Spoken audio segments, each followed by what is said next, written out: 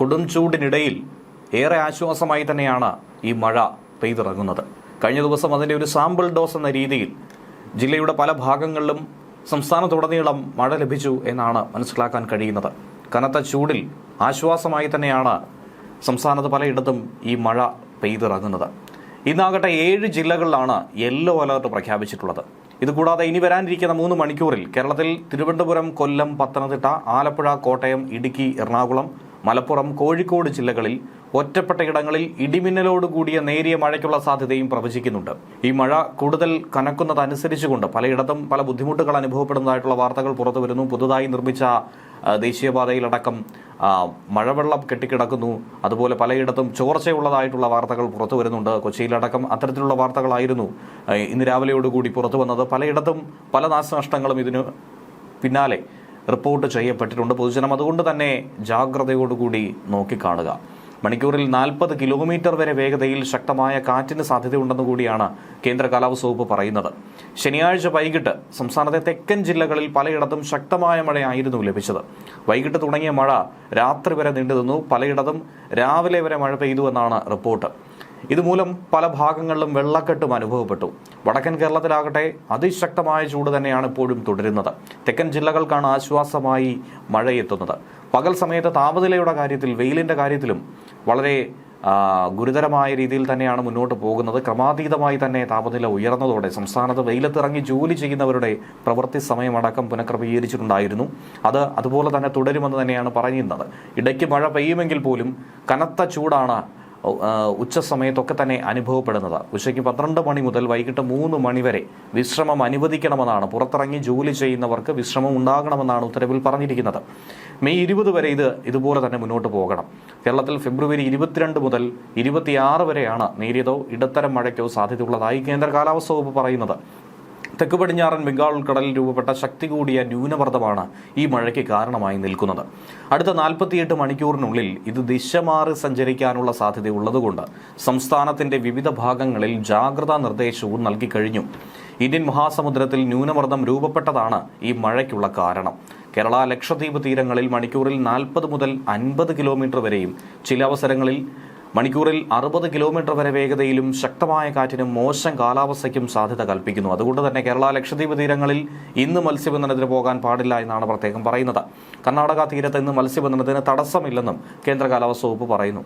ഒറ്റപ്പെട്ട ഇടങ്ങളിൽ ഇടിമിന്നലോടുകൂടിയ മഴയ്ക്കും മണിക്കൂറിൽ 40 കിലോമീറ്റർ വരെ വേഗതയിലുള്ള കാറ്റിനും സാധ്യതയുണ്ട്.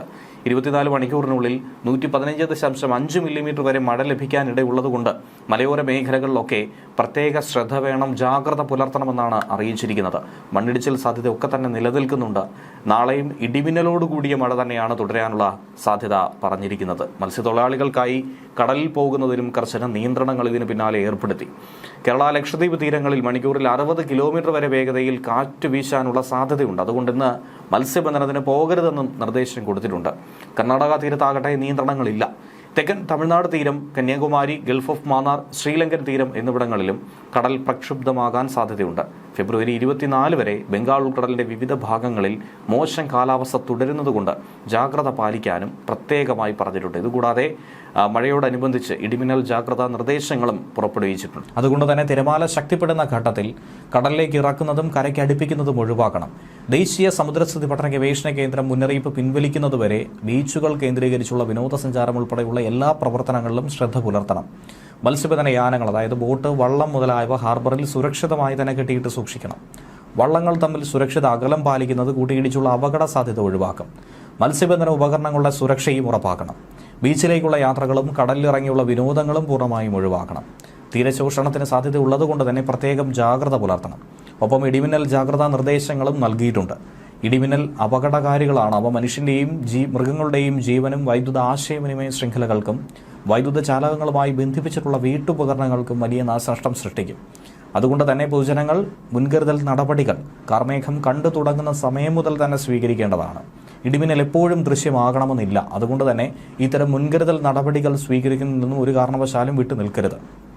ഇടിമിന്നലിന്റെ ആദ്യ ലക്ഷണം കണ്ടു കഴിഞ്ഞാൽ ഉടൻ തന്നെ സുരക്ഷിതമായ കെട്ടിടത്തിനുള്ളിലേക്ക് മാറണം. തുറസായ സ്ഥലങ്ങളിൽ തുടരുന്നത് ഇടിമിന്നലേൽക്കാനുള്ള സാധ്യത വർദ്ധിപ്പിക്കും. ശക്തമായ കാറ്റിനും ഇടിമിന്നലിനും സാധ്യതയുള്ള ഘട്ടത്തിൽ ജനലും വാതിലും അടച്ചിടണം. വാതിലിനും ജനലിനും അടുത്ത് നിൽക്കാതെ ഇരിക്കണം. കെട്ടിടത്തിനകത്ത് തന്നെ ഇരിക്കുക. പരമാവധി ഭിത്തിയിലോ തറയിലോ സ്പർശിക്കാതിരിക്കാൻ ശ്രമിക്കുകയും ചെയ്യണം. ഗ്രഹോപകരണങ്ങളുടെ വൈദ്യുത ബന്ധം വിച്ഛേദിക്കണം. വൈദ്യുതോപകരണങ്ങളുമായിട്ടുള്ള സാമീപ്യം ഇടിമിന്നലുള്ള സമയത്ത് ഒഴിവാക്കണം. ഇടിമിന്നലുള്ള സമയത്ത് ടെലഫോൺ ഉപയോഗിക്കുന്നതും ഒഴിവാക്കണം. മൊബൈൽ ഫോൺ ഉപയോഗിക്കുന്നതുകൊണ്ട് കുഴപ്പമില്ല. അന്തരീക്ഷം ഏകാവൃതമാണെങ്കിൽ തുറസായ സ്ഥലത്തും ടെറസിലും കുട്ടികൾ ഉൾപ്പെടെ കളിക്കുന്നത് ഒഴിവാക്കണം. ഇടിമിന്നലുള്ള സമയത്ത് വൃക്ഷങ്ങളുടെ ചുവട്ടിൽ നിൽക്കരുത്.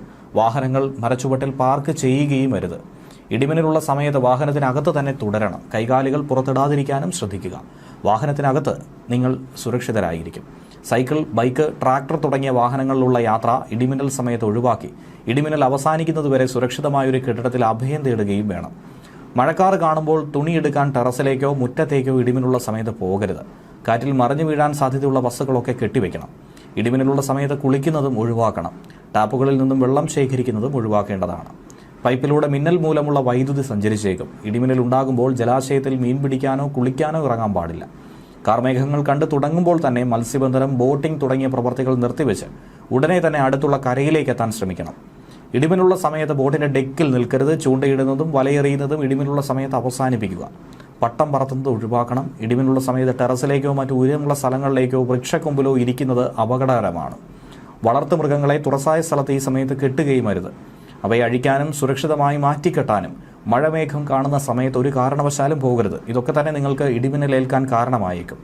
അടുത്തുള്ള കെട്ടിടത്തിലേക്ക് മാറാൻ സാധിക്കാത്ത വിധത്തിൽ തുറസായ സ്ഥലത്താണെങ്കിൽ പാദങ്ങൾ ചേർത്ത് വെച്ച് തല കാൽമുട്ടുകൾക്കിടയിൽ ഒതുക്കി വെച്ച് പന്ത് പോലെ ഉരുണ്ടിരിക്കണം. ഇടിമിന്നലിൽ നിന്നും സുരക്ഷിതമാക്കാൻ കെട്ടിടങ്ങൾക്ക് മുകളിൽ മിന്നൽ രക്ഷാചാലകം സ്ഥാപിക്കാം. വൈദ്യുതോപകരണങ്ങളുടെ സുരക്ഷയ്ക്ക് വേണ്ടി സർജ് പ്രൊട്ടക്ടറും ഘടിപ്പിക്കാം.